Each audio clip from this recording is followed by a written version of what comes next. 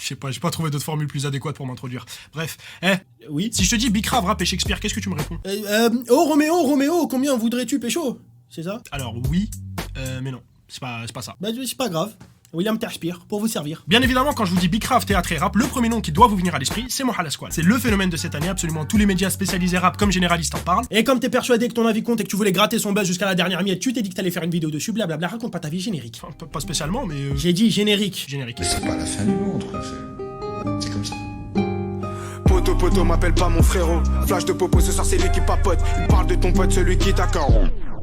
Donc Mohamed Belhamed aka Mohala Squad est un rappeur-acteur, si je puis dire, âgé de 23 ans. Il est issu du 20e arrondissement de Paris, plus précisément du quartier de la Banane, quartier qui, comme on peut le voir, ressemble vachement à une banane.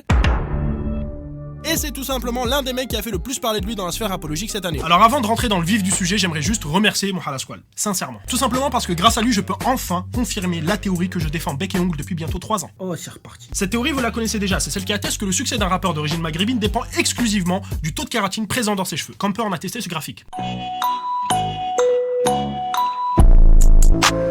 Mais oui, bien sûr. Pourquoi je fatiguer à chercher des bêtes d'instru, des lyrics profondes, des pactes avec Lucifer quand on a juste à regarder la routine de Sananas pour faire disque d'or? Tu racontes que de la... Mais je fais un graphique. Non, c'est bon, tu m'as saoulé, donc hibidi hop, tu ne me vois plus, je te bloque.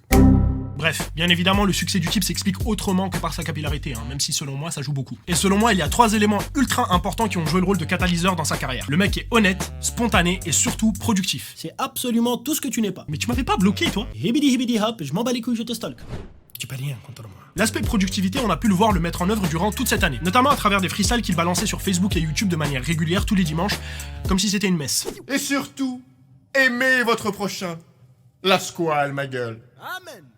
Ah, ça c'est mon gars, ça. Et de fil en aiguille, il a petit à petit fait son nid dans le game pour au final décrocher son premier contrat en maison de disque. Le tout en ayant à peine une année de rap dans les cordes vocales, mais surtout en ayant très exactement 0 refrain à son actif. Le braquage du siècle, la Casa des Papel, c'est qui? Et je te crois pas. Bah c'est pourtant ce qui s'est passé. Mais c'est comme si tu me disais que Nasser El Khelaïfi marche dans la rue, il voit un mec faire Dijon, il dit oh Zeppi, j'ai vu Louis. C'est impensable. Justement, c'est à ce moment-là que les facteurs honnêteté et spontanéité entrent en jeu. Le corps lyrical de Mohala Squad est essentiellement composé d'un truc, c'est son storytelling. Une histoire vraie dépeignant un adolescent contraint à vendre de la drogue pour survivre, passant par la case prison pour au final terminer au cours Florent. Ça a séduit tout le monde, et notamment des médias traditionnels qui en ont strictement rien à foutre du rap. Alors je suis très content de le voir faire le tour de tous les plateaux télé, d'autant plus qu'il est très intéressant en interview. Mais le truc c'est qu'on lui parle très peu, voire jamais de sa musique, ça va même jusqu'à lui demander de jouer des pièces de théâtre en live. Je sais pas moi, quand on interviewe un rappeur, je m'attends à ce qu'on parle principalement de sa musique et pas qu'on se concentre sur des aspects superficiels de sa carrière, sinon c'est chelou. De retour sur Skyrock cette semaine, c'est le planète rap du rappeur qui soulève tout en ce moment, c'est le cas de le dire, j'ai nommé Mams Triceps.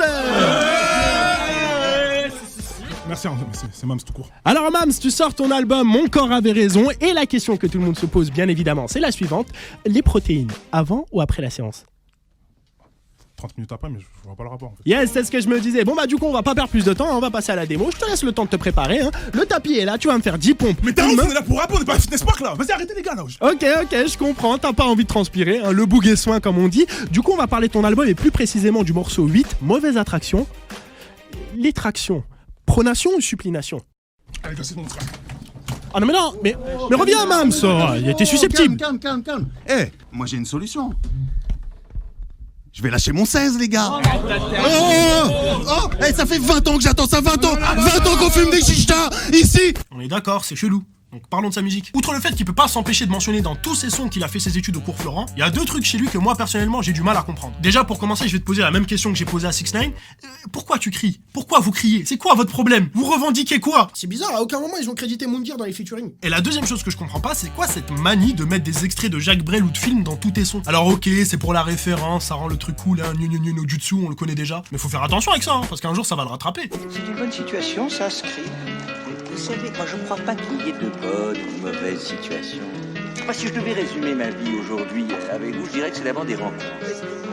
Des gens qui m'ont tendu la main peut-être à un moment où je ne pouvais pas, où j'étais seul chez moi. Et c'est assez curieux de se dire que les hasards, les rencontres forgent une destinée. Parce que quand on a le goût de la chose, quand on a le goût de la chose bien faite, le beau geste, parfois on ne trouve pas l'interlocuteur en face, je dirais, le miroir qui vous aide à avancer. Oh!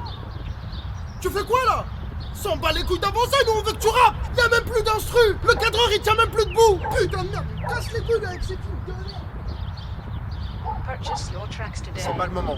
Sinon, à part ça, personnellement, moi j'ai pas grand chose contre lui. Au contraire, je l'aime bien. Et d'ailleurs, vu que je l'aime bien, je vais terminer cette vidéo sur 3 conseils pour que Mohamed Squall ne rate pas sa carrière. C'est parti. Numéro 1, refuser toutes les propositions pour jouer dans une comédie musicale. Avec la bonne tête qu'il a et vu comment ça lui tourne autour, c'est pas impossible qu'on lui propose un rôle dans un film, voire dans une comédie musicale. Et autant le cinéma et le rap ça fait bon ménage, mais le rap et les comédies musicales, moi j'ai pas confiance.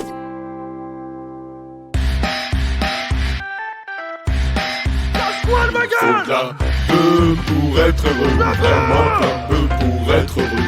Faut se satisfaire d'un bon gros terre, un peu de shit pour ton double. J'ai tout ce qu'il faut pour m'ayantir. Faut se satisfaire d'un bon gros terre.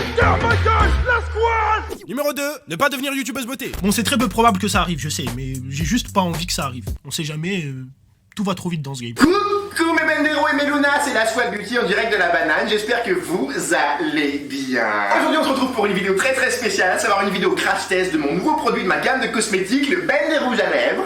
Carré. Et on va tester ça tout de suite. Carré. Je vous ai déjà dit que j'ai fait mes études au Cours Florent? Non? Je vous le dis.